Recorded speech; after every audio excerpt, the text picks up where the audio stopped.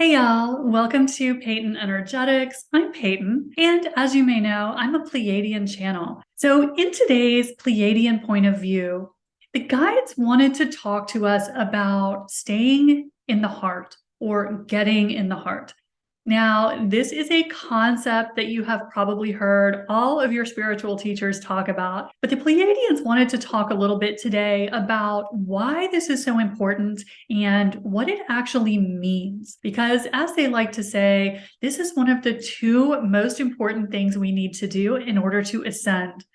One is to be grounded in our physical body, and the second thing is to be in our heart. So what does this actually mean? Because I have found that this is something that in the spiritual community, we talk a lot about it, but not a lot of people have a concrete process for actually doing it.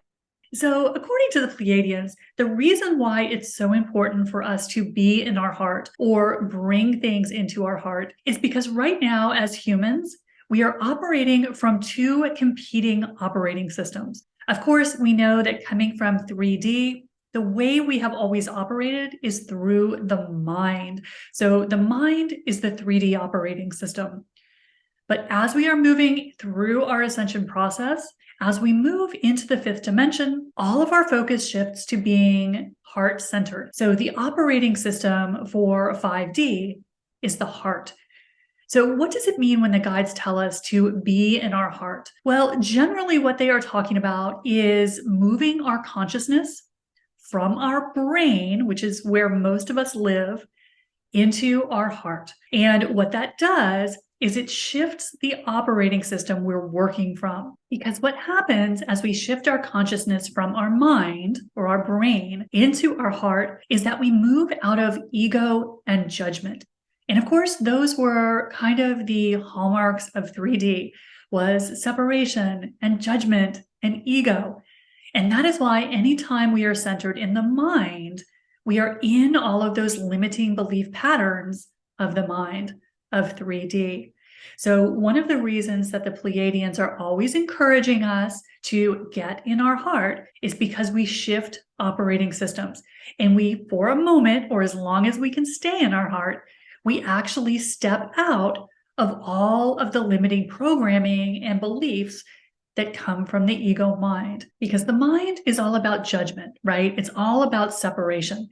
So it can be kind of tricky to get out of our mind. The mind is very persuasive. And so the way that we step out of all of that negative programming that we've picked up over the course of our life, that we have been programmed with as we came into this incarnation, the way we get out of that is by getting into the heart. The guides like to say that getting in your heart is the shortcut to everything. Because again, what it does is it sidesteps, finds a way around all the programming of the ego mind.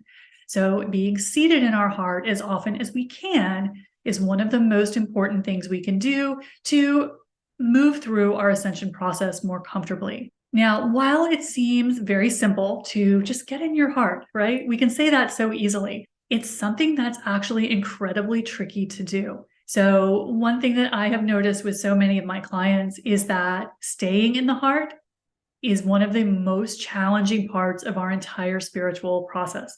Of all of our spiritual training and education, staying in the heart is one of the trickiest. And the reason for that is as soon as we get ourselves nice and anchored in our heart space, the mind pulls us out.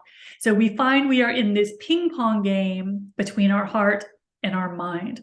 And this is just something that takes time and effort to overcome. It's like learning a new language. So the more we practice staying in our heart, actually centering our consciousness in our heart, the more we start to train ourselves to work from our fifth dimensional operating system. But this is not something that happens for most of us overnight. And the more you are someone who comes from a very logical, analytical background, if you have been in the mainstream world for a long time, getting out of the mind can be very, very tricky. So that's one of the reasons the guides are always encouraging us to practice this as often as we can. Now, there's another kind of side piece to this story, which is we talk a lot about not just being centered in our heart, but about bringing things into our heart, especially anything that we find that we are in resistance to. And so one of the reasons that the Pleiadians encourage us to try this, which is to just bring anything that you are struggling with, anything you are resisting in your life into your heart space, it's because when we do that, when we bring something into our heart, we reclaim it as our energy, our creation. And by doing that, we take ourselves out of separation. A lot of times, anything that we are pushing against in our life, whether it is someone who is aggravating us or something we see in the world that we don't approve of, when we bring that into our heart, we step out of judgment with it. We step out of separation.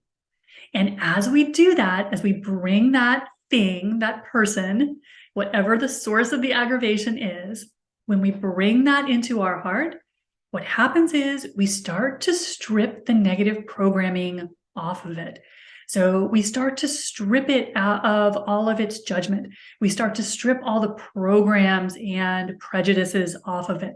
So that practice of bringing things into our heart takes whatever we are fighting in our life and brings it back to neutral energy. And it does that by screening out the negative imprinting on that energy. So whether that is imprinting of separation or resistance or anger or fear, when we bring something into our heart, we bring another piece of ourselves home.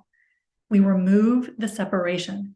And again, separation is all about the mind. So bringing things into your heart is a very powerful practice that you can try to start to release anything that you're resisting in your life. Just bringing it into your heart, accepting it as part of you. Because as the guides like to say, it's all you. So that has been your Pleiadian point of view for the week. I hope this helped you. I'll see you soon.